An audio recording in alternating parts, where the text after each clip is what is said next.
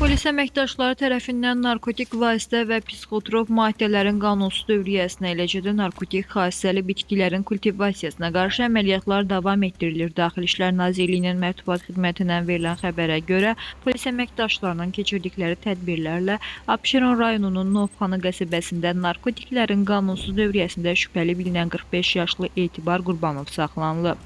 Onun yaşadığı ünvana və həyətyanı sahəsində yerin altında hazırladığı gizli bunkerə baxış zamanı kultivasiya yolu ilə yetişdirilmiş ümumi çəkisi 11 kiloqramdan artıq olan 209 ədəd çətənək yolu, həmçinin 2 kiloqrama yaxın marixuana aşkarlanaraq götürülüb. Araşdırmalar zamanı müəyyən edilib ki, Etibar Qurbanov bunkerə xüsusi havalandırma, işıqlandırma və istilik sistemləri quraşdıraraq çətənə bitkilərinin yetişdirilməsi üçün münbit şərait yaradıb. Faktla bağlı cinayət işi başlanılıb.